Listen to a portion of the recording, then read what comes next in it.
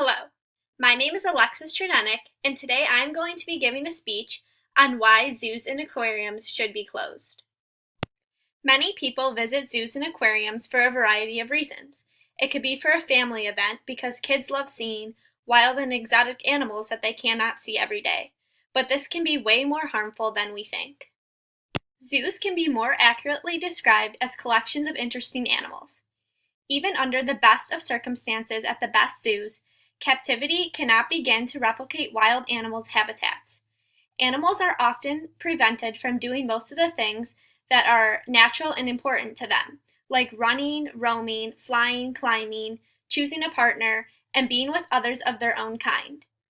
Zoos teach people that it is acceptable to interfere with animals and keep them locked up in captivity, where they are bored, cramped, lonely, and deprived of all control over their lives, and far from their natural homes.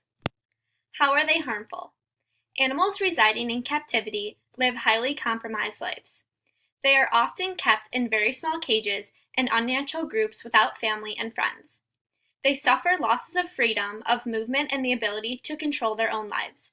They cannot get out of the public eye, and they are constantly on display, whether they are eating, resting, sleeping, or even mating. Other harmful effects. Zoos vary in size and quality. Millions of people visit zoos annually. Most zoos operate at a loss and must find ways to cut costs or add gimmicks that will attract their visitors. Nearly half of the country's zoo are facing cutbacks this year.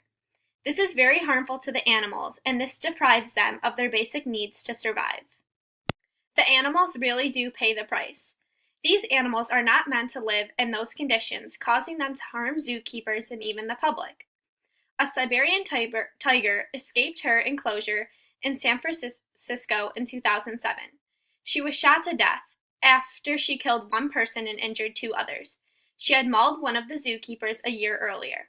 Also, a gorilla tried to escape from the Dallas Zoo by jumping over walls and moats, only to be shot by the police.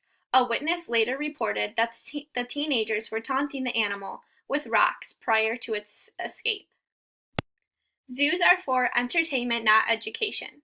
Zoos claim that they provide educational opportunities. Most visitors spend only a few minutes at each display seeking entertainment rather than enlightenment. Zoo enclosures are very small, and they do not promote respect or understanding of animals. The signs often provide no more information than the animal's species, diet, and natural range. Animals' normal behavior is seldom and rarely discussed because their natural needs are rarely met at the zoo. Harmful acts are often committed in zoos and aquariums. For example, birds' wings may be clipped so that they cannot fly. Aquatic animals also go without the right amount of water. Many animals who naturally live in large herds or family groups are kept alone or at most in pairs. The animals have little opportunity for mental stimulation or physical exercise. These conditions often result in abnormal and self-destructive behavior.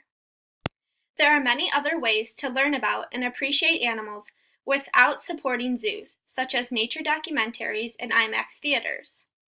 Zoos leave animals vulnerable to a variety of dangers from which they have no defense or opportunity to escape. Animals in zoos have been poisoned, left to starve, deprived of veterinary care, and burned alive in fires. Some have died after eating coins, plastic bags, and other items that have been thrown into their cages. Still others have been killed or stolen by people who were able to gain access to their exhibits.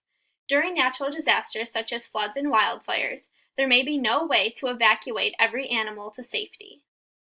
I hope I have given you enough examples for you to realize that zoos and aquariums should be shut down for the animals' safety and well-being. Thank you.